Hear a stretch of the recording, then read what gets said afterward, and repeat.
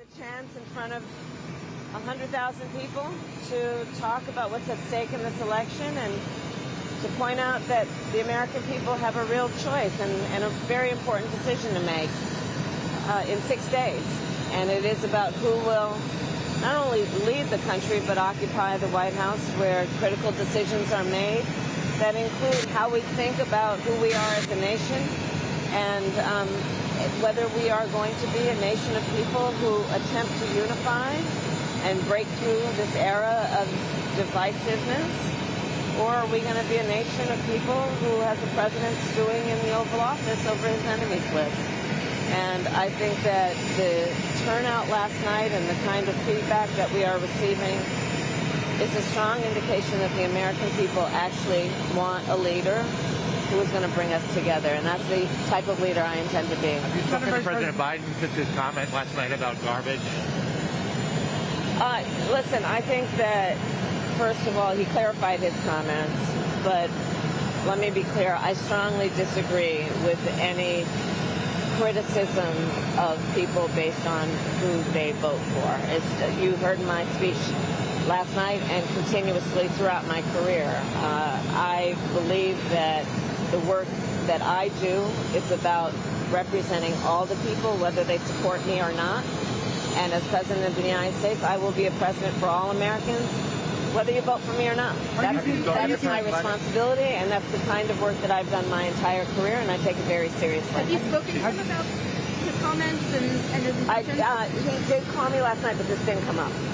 Are you concerned about what impact this may have on voters, on the divisiveness of the election, and whether or not it's going to dissuade some people from supporting you because of your affiliation with the president and this administration? I've been very clear with the American public.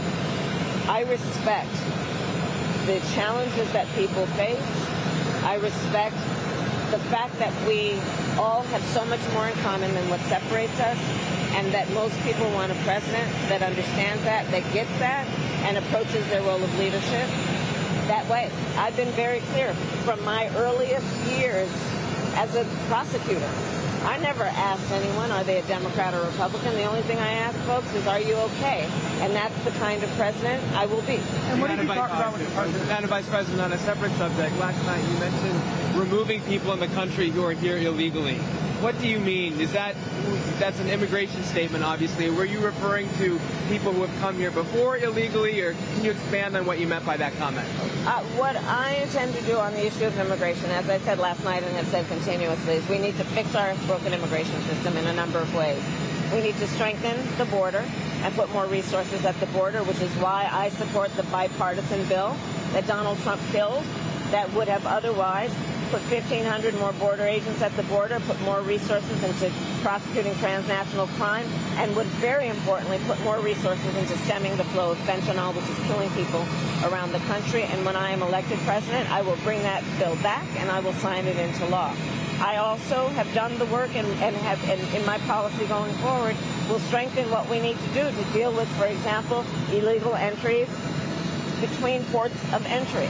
That is something that we need to tighten up. I will do the work also about ensuring that we pass comprehensive immigration reform in a way that we allow hardworking people who have earned citizenship a path to actually be able to gain citizenship because they have earned it. And that includes everyone from our farm workers to dreamers. And just to follow up on the, do you sympathise if any voters do feel Once again?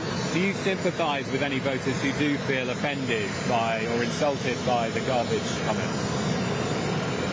I am running for president of the United States. I will be traveling to 3 states today to do what I have been doing throughout, which is talking with the American people about the fact that, first of all, I get it in terms of the concerns they have about challenges like the price of groceries.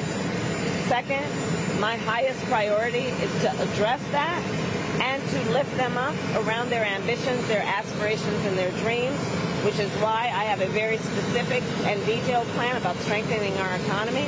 Leading economists have reviewed my plan and indicated it will strengthen the economy and that Donald Trump's plan will weaken the economy. So I'm going to be spending full time, as I've been, talking with the American people, whoever they voted for last time. And as I have said and will repeat over and over again, I am sincere in what I mean. when elected President of the United States, I will represent all Americans, including those who don't vote for me, and address their needs and their desires. Can you tell me about this?